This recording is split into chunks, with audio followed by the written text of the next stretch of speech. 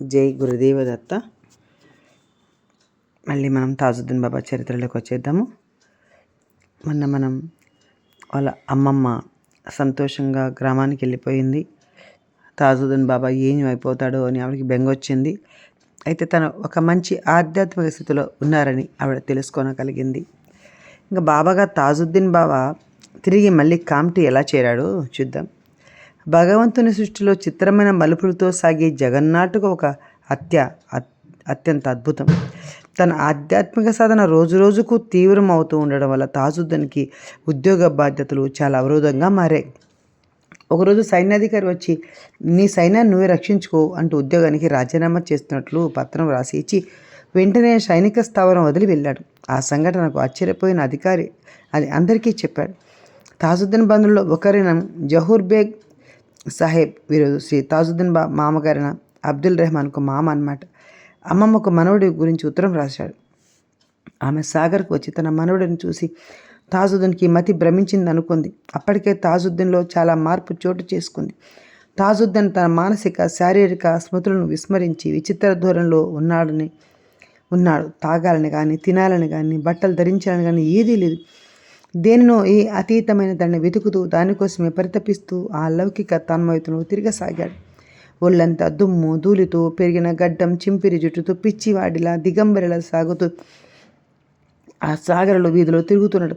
అర్థం కాని పదజాలంతో తెలియని భాషలో మాట్లాడుతూ ఏదో ఒక చెట్టు కింద కూర్చుని సమాధి స్థితిలో కూర్చునేవాడు.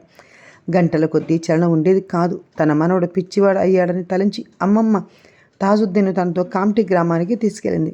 మనవడిని మామూలు ప్రపంచంలో తీసుకురావడానికి అమ్మమ్మ ఎన్నో ప్రయత్నాలు చేసింది. గొప్ప గొప్ప హకీములు, వైద్యులు, ఇంద్రజాలికుల చేత చికిత్సలు చేయించి మంచి మంత్రవేత్త చేత కూడా తాయతులు కట్టించింది. కానీ ఏ ప్రయత్నం ఫలించలేదు. అందరూ ఆయనను పిచ్చివానలాగి చూడసాగారు.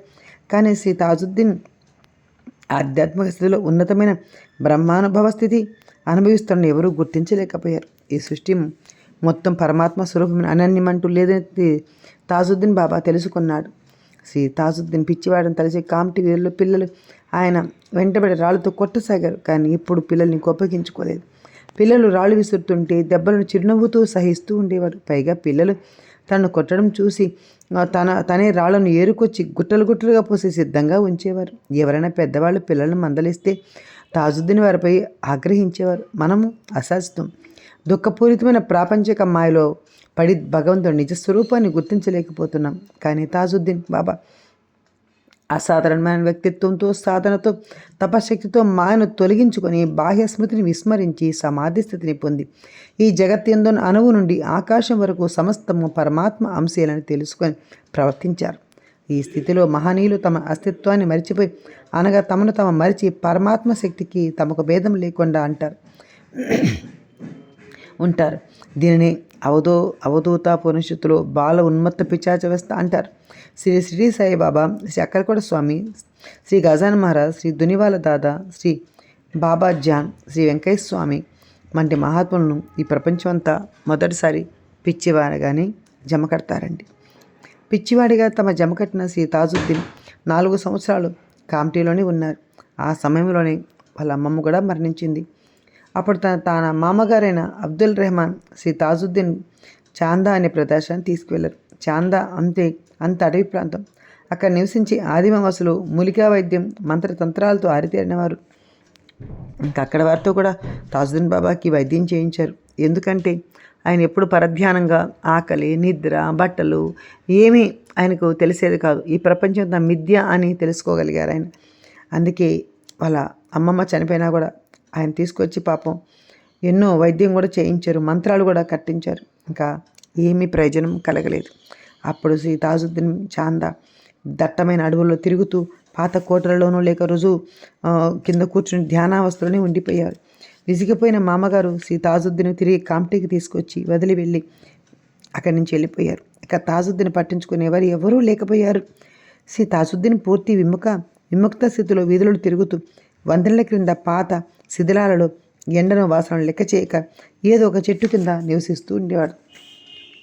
తిండి తిప్పల ధ్యాస లేనే లేదు. ఎవరైనా ఏదైనా తినమనిస్తే కొద్దిగా నోట్లు వేసుకుని మిగిలినంతా కుక్కలకు తినిపించేవాడు. అన్ని ఋతువుల్లోనూ దిగంబరిగా సంచరిస్తూ ఉండేవాడు. నలుదిక్కులు ఆకాశాన్ని వస్త్రంగా ధరించిన విశ్వవ్యాపకునికి వేరొక వస్త్రమేలా? శ్రీ తాజుద్దీన్ ఏ చీకు చింత లేకుండా తనదైన ప్రపంచంలో విహరిస్తూ అంత చిక్కని చిన్మయానందాన్ని అనుభవిస్తున్న లోకం ఆయన పిచ్చివాణిగానే తలుస్తున్న సమయంలో దైవశక్తి వరలు నుండి ప్రకటన కాజొచ్చింది. ఆయనలోని భగవత్శక్తి క్రమంగా అందరికీ అర్థం కాసాగింది. ఆయన మహిమలను ప్రజలు కథలుగా చెప్పుకోసాగారు. లోకమంతా ఆయనను హజరత్ బాబా తాజుద్దీన్ ఔలియాగా, తాజుద్దీన్ బాబాగా వ్యవహరిస్తూ ఆయనకు దాసోహమైపోయారు. పిచ్చివాళ్ళు కానీ జమ కడుతుందండి మహాత్ములు ఇప్పుడు దేని మీద, ప్రపంచ విషయాల మీద, తన ఒంటి మీద ఏ స్పృహ లేకుండానే ఉంటారు మహాత్ములు. అలాంటి వాళ్ళని పిచ్చి వాళ్ళు కానీ జమ కట్టింది. ఒక సిడి సాయినాథన్ తీసుకున్నాను, ఒక తాజుద్దీన్ బాబాని తీసుకున్నా, ఒక జన్ మహారాజ్ని తీసుకున్నా, ఒక తాజుద్దీన్ బాబా, వీళ్ళందరూ పిచ్చివాడిని కానీ పరిణమించి ఆఖరికి దైవస్థితిలో ఉండిపోతారనమాట. అది మనకు తెలియదు. తర్వాత మెల్లమెల్లగా వాళ్ళ లీలను బట్టి ఆయన భగవంతుడు అని అర్థం చేసుకునే స్థితికి మళ్ళీ భగవంతుడే కల్పిస్తాడనమాట. అంటే భగవంతుడే గురుస్వరూపంలో తప్పకుండా అక్కడికి వచ్చాడనమాట. ఇంకా ఓం శ్రీ సమర్థ సద్గురు తాజుద్దీన్ బాబా, మహామాన్వితుడైన శ్రీ సాయిబాబా, శ్రీ దునివాల దాత, శ్రీ అక్కలకోట స్వామి, శ్రీ గజాన మహారాజ్, వెంకయ్య స్వామి వంటి వారిలో కనబడిన సర్వజ్ఞత శ్రీ తాజుద్దీన్ బాబాలో కూడా కనిపిస్తుంది. శ్రీ దత్తాత్రేయ స్వామి అంశగా కీర్తించబడిన శ్రీ వాసుదేవన్ సరస్వతి స్వామి రాజమండ్రిలో ఉన్నప్పుడు దాసగాను అంటే పొండలీకరావు ఆయన దర్శించాడు. శ్రీ స్వామి తాను శ్రీ సాయిని సేవిస్తుంటారని చెప్పి అతని చేతికి ఒక కొబ్బరికాయ ఇచ్చి తన తరపున శ్రీ సాయిబాబాకు సమర్పించమని కోరాడు. అయితే దాసగను తన మిత్రులతో మన్మాడు దిగి షిరిడీ వస్తూ మార్గ మధ్యంలో కారపు అటుకులను ఆ కొబ్బరికాయలను పొరపాటును తిన్నారు. అతడు శ్రీ సాయిని చేరాడే కానీ కొబ్బరికాయ ఇవ్వాలన్న విషయమే మర్చిపోయాడు. అంతటా శ్రీ సాయిబాబా నా సోదరుడు పంపిన కొబ్బరికాయకి ఏది అని గుర్తు చేసి మరీ అడిగాడు. అలా సాయిబాబా సర్వము ఎరిగిన పరమేశ్వరుడు, యోగేశ్వరుడు మొదట పిచ్చివాణిగా పిలువబడి ఆ తర్వాత అవతారమూర్తిగా భగవాన్ కొనయాడబడిన శ్రీ వెంకయ్య స్వామి ఒక ఊరిలో ఒకరింటికి భిక్షకు వెళితే ఇంట్లో అన్నం వండి కూడా ఆ ఇంటి ఇలా లేదని చెప్పింది. అప్పుడు శ్రీ స్వామి అమ్మ పలానా చోట ఉందమ్మా అని గుర్తులతో సహా చెప్తుండే ఉండేవారనమాట. శ్రీ తాజుద్దీన్ బాబా పిచ్చివాణిగా కంటికి కనిపించినప్పటికీ ఆయన ద్వారా ప్రకటితమైన దివ్య మహిమలు ఆయా భక్తులను భగవంతుని మార్గంలో నడిచేలా ప్రభావం చూశాయి. ఈ అనుభవాల భక్తుల హృదయాలు చిరస్థాయిగా నిలిచిపోయాయి. ఒకరోజు తాజుద్దీన్ బాబా తినడానికి తిండి లేని ఒక కటిక పేదవాని ఇంటికి భిక్ష అడిగారు. కానీ ఆ ఇంట్లోని వారు అప్పటికి 2 రోజుల నుంచి పస్తులు ఉంటున్నారు. ఇంటి యజమాని కూడా కూటికి పేదవాడే, కానీ బుద్ధికి మనసుకి పేదవాడు కాదు. భగవంతుని పట్ల అత్యంత భక్తి శ్రద్ధలతో ప్రేమ అను నిధిని సొంతం చేసుకున్నాడు. బాబా గారిని తన ఇంటి ముందు చూడగానే ఒకవైపు సంతోషం, మరొక పక్క తన దీన స్థితి గుర్తుకు వచ్చి బాధ కలిగి బీదివాడైన తన ఇంట్లో ఏ కొంచెమున్నా అది బాబాకు అర్పించుకునేవాడిని కదా అని మనసులో మదనపడసాగాడు. బాబా అన్నం తీసుకురమ్మని మళ్ళీ అడిగాడు. కానీ అతని బాధతో ఈ సమయంలో నా దగ్గర ఆహారం ఏమీ లేదు బాబా అని దీనంగా చెప్పారు. తాజుద్దీన్ బాబా నవ్వి పెట్టెలో ఆహారం పెట్టుకుని లేదని అబద్ధం చెప్తావేమిరా అన్నారు. బాబా మాటలకు అతడు ఆశ్చర్యపడి వెళ్ళి పెట్టెలో వెతకగా బాబా చెప్పినట్లుగానే ఆహార పదార్థాలు ఉన్నాయి. వెంటనే వాడు తెచ్చి బాబాకు సమర్పించి వారి సర్వజ్ఞతకు ఆనంద బాష్పాలు రాలుస్తూ నమస్కరించాడు. ఒకరోజు శ్రీ తాజుద్దీన్ బాబా కామ్టీ వీధిలో దిగంబరంగా తిరుగుతూ ఒక కంసాల్ ఇంటి దగ్గర ఆగి అతనితో ఈ ఇల్లు ఖాళీ చేయి, త్వరలో సామాన్లతో బయటపడు అని చెప్పి వెళ్ళిపోయారు. అతను బాబా దివ్యత్వాన్ని ముందే తెలిసిన వ్యక్తి కనుక బాబా ఆజ్ఞను వెంటనే అమలుపరిచాడు. హఠాత్తుగా ఆ రాత్రికి ఆ ఇల్లు కాలిపోయింది. అది చూసి కంసాలి ఎనలేని కృతజ్ఞతా భావంతో బాబాను వెతకడం ప్రారంభించాడు.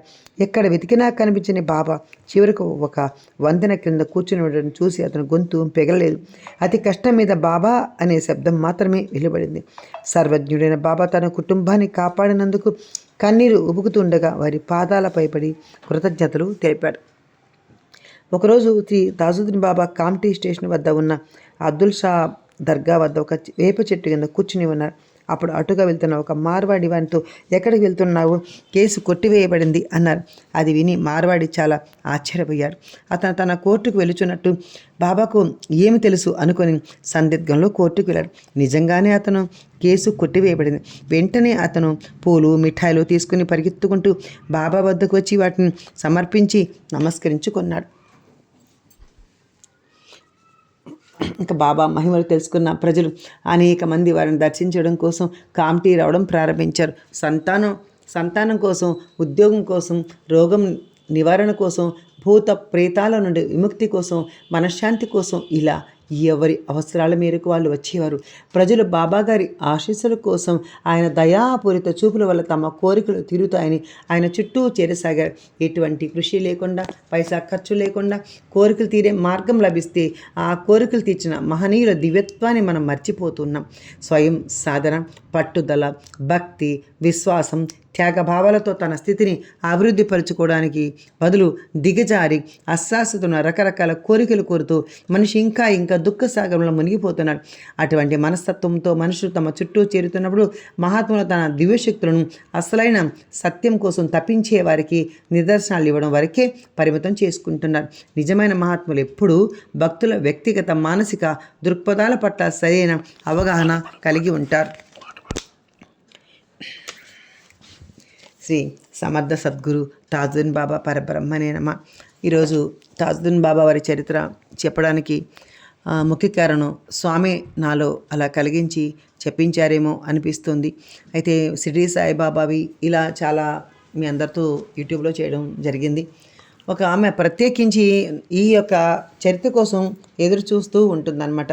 అమ్మ తాజుద్దీన్ బాబా చరిత్ర చెప్పవా అమ్మ అని తను తెలీదు, నాకు కమెంట్లో పెడుతుంది. కాబట్టి తన కోసమే ఈ యొక్క చరిత్రను మళ్ళీ మీ అందరికీ అందించాలని ఒక మంచి సంకల్పంతో రోజు మనం చెప్పుకోవడం జరుగుతుంది. కాబట్టి ఆవిడే తాజుద్దీన్ బాబా ఆమెను దూరి నాతో చెప్పించారేమో అని అనిపిస్తుంది. కాబట్టి తప్పకుండా మీరు ఒక్కరోజు కూడా మిస్ అవ్వకుండా ప్రతిరోజు వినండి. ఈ యొక్క తాజుద్దీన్ బాబా చరిత్రను మనం పారాయణం చేసినట్లయితే నా జీవితంలో ఎన్నో మార్పులు జరిగాయి. ఇది చదువుతూ ఉన్నంతసేపు మనకు ఒక గంధం రూపంలో, ఒక సుగంధం రూపంలో, ఒక సెంటు రూపంలో తాజుద్దీన్ బాబాని వచ్చి వింటారేమో, చెప్పిస్తారేమో అనిపిస్తుంది. మనకు అలా మహాత్ములు వచ్చినప్పుడు అలాంటి వాసనలు తప్పకుండా మనకు వస్తాయండి. మనం ఎప్పుడు ఎరుకుతూ ఉండాలి. మహాత్ముల చరిత్రలు చదువుతూ విన్నా కూడా మనకు అలాంటి అనుభవాలే జరుగుతాయి. కాబట్టి మీరందరూ కూడా తప్పకుండా వింటారని నేను మనస్ఫూర్తిగా కోరుకుంటున్నానమ్మా. ఇంకా ఇది ఎక్కడ ఉందంటే తాజుద్దీన్ బాబా అనుకుంటాము. ఈ తాజుద్దీన్ బాబా నాగపూర్లో ఉందండి. దీన్ని 2 రోజులు పడుతుంది మనం చూడాలంటే. ఆ తాజుద్దీన్ బాబా అక్కడ ఎక్కడెక్కడ తిరిగారు, అది పిచ్చి హాస్పిటల్ అని ఆయన చేర్చారు అక్కడ. ఎందుకంటే ఇట్లంతా దిగంబరంగా తిరుగుతున్నాడని ఒక పిచ్చి ఆసుపత్రిలో ఆయన చేర్చడం, ఇలా చాలా ఉన్నాయన్నమాట అక్కడ. కాబట్టి అక్కడ నాగపూర్ వెళ్తే ఒక సమాధి మందిరమే అని దర్శించుకోకుండా ఒక ఆటోనో లేదా ఒక కారు మాట్లాడుకుంటే ఒక 2000 ఎంతో తీసుకుంటారు. చక్కగా మీ అందరికీ తాజుద్దీన్ బాబా ఎక్కడెక్కడ తిరిగాడు అని చెప్పేసి అదంతా మొత్తం అంతా 2 రోజులు పడుతుంది. లోకల్ అంతా ఒక 15 కిలోమీటర్ల దూరంలో, 10 కిలోమీటర్ల దూరంలో ఇలా ఉంటాయన్నమాట. చిన్న తాజ్ బాబా మందిరం అని ఇంకా చాలా ఉన్నాయండి. కాబట్టి నాగపూర్ వెళ్ళిన వాళ్ళు ఎవరైనా సరే తప్పకుండా తాజుద్దీన్ బాబా దర్శనం చేసుకొని రండి. ఎందుకంటే ఒక ఆయన అంటే ఇది కూడా స్వామి అనుగ్రహం లేకుండా వెళ్ళలేరు. నాకు తెలిసిన ఒక ఆయన జస్ట్ ఒక 1/2 కిలోమీటర్ దూరంలోనే నాగపూర్లో ఉండి కూడా తాజుద్దీన్ బాబాని దర్శనం చేసుకొని రాలేకపోయినానమ్మా, ఏమో నాకు అనిపించలేదు అని అన్నారు. ఇది కూడా అనిపించలేదు అంటే ఇది కూడా స్వామివారి అనుగ్రహమేనమ్మా, నిజం చెప్తున్నాను. లేకుంటే తాజుద్దీన్ బాబా ఆయన దగ్గరికి అంత దగ్గరికి వెళ్ళకుండా ఉంటారా? మేమైతే ఎన్నో రోజులు ఎదురు చూసి స్వామి దర్శనానికి వెళ్ళాలి అని తపన చెంది ఆయన దర్శనానికి మేము వెళ్ళడం జరిగింది. అలాంటి మొత్తం అంటే చాలా మహాత్ముడైన గొప్ప ఔలియ సిద్ధపురుషుడు. ఎన్నో మహిమలు, ఎన్నో లీలలు, 1 కాదు 2 కాదు ఎన్నో ఎన్నో ఎన్నో చేశారనమాట స్వామివారు. కాబట్టి అలాంటి తాజుద్దీన్ బాబాని ఒక్కసారి కనీసం ఆ యొక్క పారాయణ మీరు శ్రద్ధగా వినాలని నేను మిమ్మల్ని అందరినీ నిజంగా వేడుకుంటున్నాను తల్లి. అలాంటి లీలలు, అలాంటి మహిమలు నిజంగా షిరిడి సాయినాథంతో పాటు ఆయన కూడా చేశారు.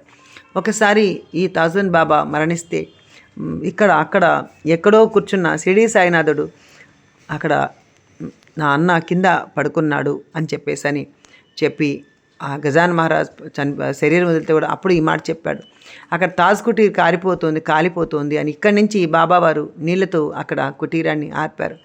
అలాంటి మహాత్ములు అందరూ ఒక్కటి. కాబట్టి మహాత్ముల చరిత్రలు మనం పారాయణ చేద్దాం, వాళ్ళ అనుగ్రహానికి మనం పాత్రలు అవుదాం. ఆయన ముస్లిం కదా అని ఒక సంశయం పెట్టుకోవద్దండి. ఆయన గొప్ప ఔలియా, శుద్ధ పురుషుడు, చాలా మహిమ గలవాడు. కాబట్టి కనీసం మనం బుక్ దొరకలేదు, కనీసం పారాయణ వినే ప్రయత్నం చేద్దాం.